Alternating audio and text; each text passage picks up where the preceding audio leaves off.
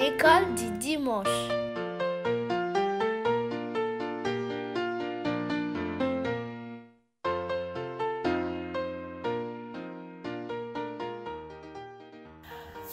Salut les amis! Comment allez-vous? I miss you so much, guys!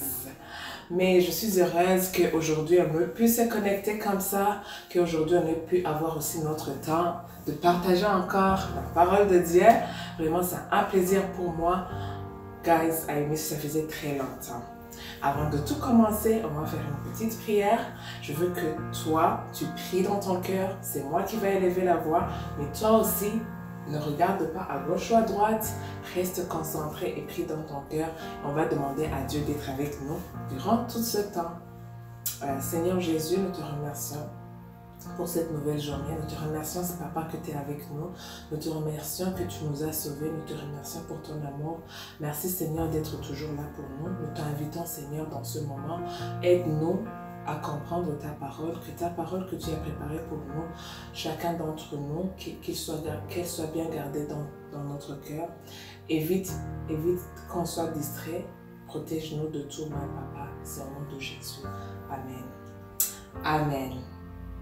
J'aimerais vous souhaiter une bonne fête de Pâques, joyeuse Pâques. Mais avant tout, j'aimerais vous demander, qui peut me définir qu'est-ce que c'est Pâques? Quand tu entends Pâques, partout aujourd'hui on va parler de Pâques, joyeuse fête de Pâques, joyeuse fête de Pâques, joyeuse fête de Pâques. Qu'est-ce que ça veut dire? Est-ce que c'est le jour où l'on se rappelle de la naissance de Jésus? Est-ce que c'est Thanksgiving? Qu'est-ce que ça veut dire Pâques? La fête de Pâques, c'est une journée où l'on se rappelle de la résurrection de Jésus. C'est une journée où l'on se rappelle qu'après la mort de Jésus, qu'il a ressuscité d'entre les morts. Mais c'est le jour où l'on se rappelle que Dieu a tenu promesse, qu'il avait dit à ses disciples qu'après sa mort, il va ressusciter. Et c'est le jour où l'on se rappelle sa résurrection d'entre les morts. Mais j'aimerais vous demander une autre question. Est-ce que Jésus est mort pour combien de temps? Est-ce qu'il est mort pour une semaine? Est-ce qu'il est mort pour une année? Est-ce qu'il est mort pour une journée? Combien de jours Dieu a passé dans la mort? Oui, toi? 3 jours. Bravo. Dieu est mort et le 3e jour, il a ressuscité. Et aujourd'hui, on va essayer de se rappeler ce qui s'est passé cette journée et encore de se rappeler comment Dieu nous a tant aimés, qu'il a donné son Fils. La Bible dit dans Jean 3,16, Dieu a tant aimé le monde, Dieu a tant aimé moi, Dieu a tant aimé toi. Il nous a tous aimés et puis il a donné son Fils unique. Qui sait ce que ça veut dire un fils unique? C'est un seul enfant. Dieu a donné son Fils unique pour qu'il meure pour moi et pour toi, afin qu'on soit libérés de nos péchés. Son sang, le sang qu'il a versé à la croix, c'est le sang qui nous protège, qui nous a lavé de tous nos péchés, qui a enlevé la condamnation sur nous. Car souvenez-vous, la Bible nous dit encore, car tous ont péché. Nous tous avions péché, mais par le sang de Jésus, on reçoit la rédemption de nos péchés. Nos péchés sont pardonnés. C'est pour cela, c'est une journée très importante. On doit se rappeler de cette journée. Elle doit toujours nous rappeler que Dieu a tant aimé moi, Dieu a tant aimé toi. Il t'a aimé. Tu as une grande valeur dans ses yeux. Il t'a beaucoup aimé. C'est pour cela qu'il a donné son Fils unique pour mourir pour nos péchés. On va juste se rappeler de comment ça s'est passé cette journée.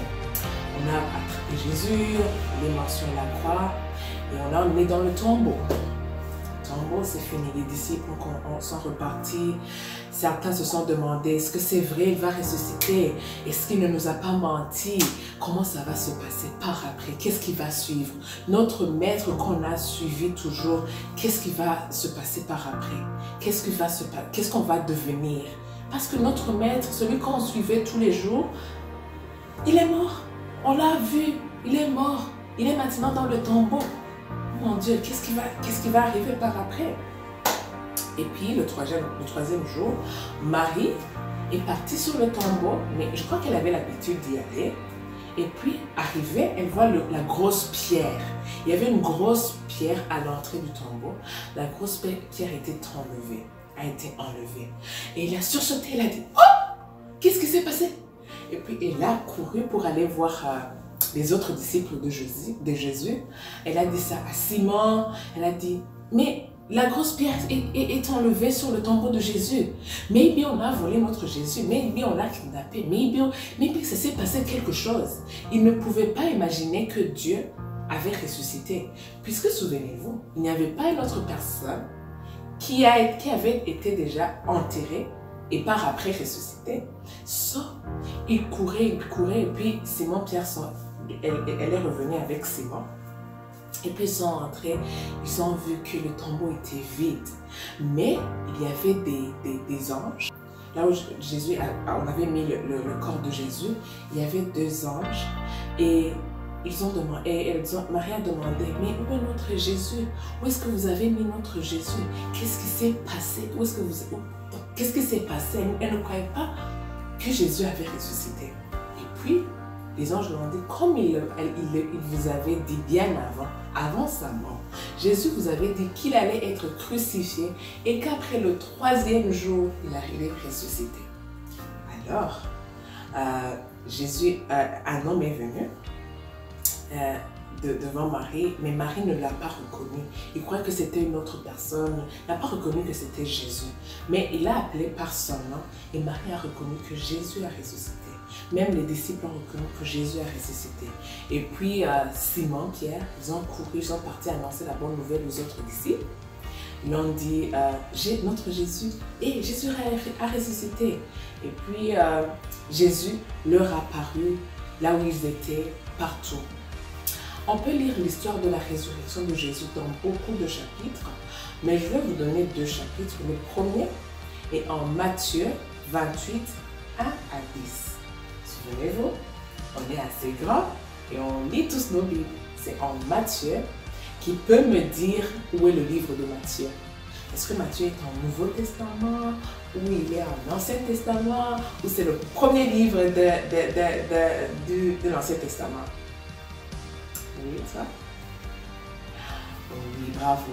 Matthieu, c'est le premier livre du Nouveau Testament. En Matthieu, chapitre 28, versets de 1 à 10. Ou en Jean, chapitre 20, le verset 1 à 23. L'histoire que je viens de vous raconter, il se trouve dans ces 2 versets. Mais j'aimerais que chacun prenne son Bible et je vais vous donner un verset où on va lire ensemble. Un verset où on va lire ensemble et on va interagir. J'ai ma Bible. On va chercher ensemble le verset de Jean. On va chercher ensemble en Jean 5. Jean 5. Jean, c'est en Ancien ou Nouveau Testament? Nouveau, bravo. Vous êtes très intelligent. En Nouveau Testament, en Jean 5, verset 24. En vérité, je vous le dis, celui qui écoute ma parole et qui croit à celui qui m'a envoyé a la vie éternelle et ne vient point en jugement, mais il est passé de la mort à la vie. Je vais répéter et petit à petit et essayer d'expliquer les mots difficiles. En vérité, je vous le dis. La Bible, le verset commence en disant en vérité. En vérité, c'est Dieu qui nous parle. Dieu nous le dit, je vous le dis, celui qui écoute ma parole, celui qui écoute sa parole, la parole qu'on trouve dans sa Bible, celui qui écoute la parole de Dieu et qui croit à celui qui m'a envoyé. Qui a envoyé Jésus? C'est notre Dieu. Et qui croit en celui qui a envoyé Jésus a la vie éternelle. La vie éternelle, ce n'est pas la vie sur cette terre, c'est la vie après la mort. La vie éternelle, c'est une assurance de cette vie qu'on vit aujourd'hui, mais aussi de la vie après la mort. On a la vie éternelle.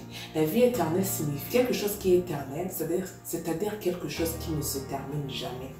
Si on dit que quelque chose est éternel, ça veut dire que cette chose ne va jamais se terminer. C'est-à-dire celui qui croit en la parole de Dieu et qui croit en Jésus a la vie éternelle. À la vie éternelle. Et ne vient point en jugement. La seule chose qui nous enlève en jugement, c'est le sang de Jésus et de la parole de Jésus. Le jugement, c'est-à-dire le jugement de nos péchés. On est tous pécheurs, mais par le sang de Jésus, par Jésus qui est en nous, il nous sanctifie et par sa parole, on est sanctifié et on n'apparaît plus en jugement. C'est-à-dire, j'apparais plus en jugement. Devant Dieu, je suis sainte, mais en vérité, je ne suis pas sainte. En vérité, je commets des péchés. Mais grâce au sang de Jésus et à l'amour de Jésus et à la parole de Jésus, en jugement devant Dieu, je suis sainte. La Bible dit, soyez saints comme notre Dieu le Père est saint. On est saint parce que notre Jésus est saint. Dieu nous a fait saints par sa mort. Par sa mort, on a la vie éternelle, on a la sainteté. Par sa parole, on a la pureté du cœur et de notre vie. Il ne vient point en jugement, mais il est passé de la mort à la vie. Sans Jésus, on n'a pas de vie intérieure. Sans Jésus, on n'a pas de vie. On est considéré comme mort. On n'a pas la vie. Là où il n'y a pas la vie, c'est-à-dire qu'il y a la mort. Si une plante n'a pas la vie, si elle n'est pas plantée, elle est verte, c'est-à-dire qu'elle est morte, si elle est arrachée, elle est morte. Si on prend un arbre planté, l'arbre a des fruits, a des herbes, a tout, parce qu'il y a la vie. Elle soutire des nutriments dans la terre et par là, elle a la vie. C'est ainsi aussi comme pour nous les chrétiens. Sans Jésus, on n'a pas la vie. Sans Dieu, on n'a pas la vie. La seule chose que je veux que vous vous souveniez pour cette journée de Pâques, c'est l'amour de Jésus. Dieu nous a tant aimés et par son amour, on est tous ses enfants. Si on accepte son amour, si on accepte ce Jésus dans mon cœur, on devient tous ses enfants. Et on n'est plus condamné par sa mort, on n'est plus condamné devant Dieu, on devient saint. Il n'y a plus de condamnation. Il n'y a plus... Condamnation, c'est quelque chose...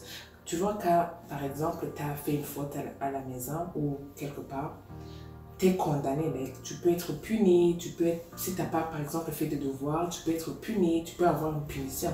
Mais on n'est plus condamné par nos péchés grâce au sang et à la mort de Jésus.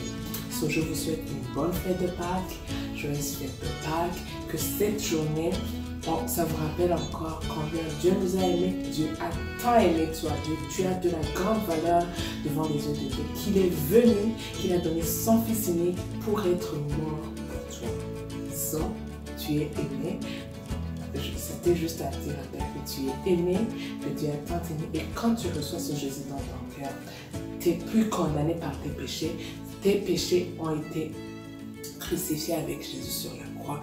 En acceptant Jésus, on reçoit son pardon, on reçoit sa sainteté, on reçoit tout ce qui est bon de lui, toutes ces bonnes choses, et on lui donne tous nos fardeaux, tous nos douleurs, ceux qui nous font mal, tous nos problèmes, on les lui donne et il nous donne la paix et la sécurité du cœur.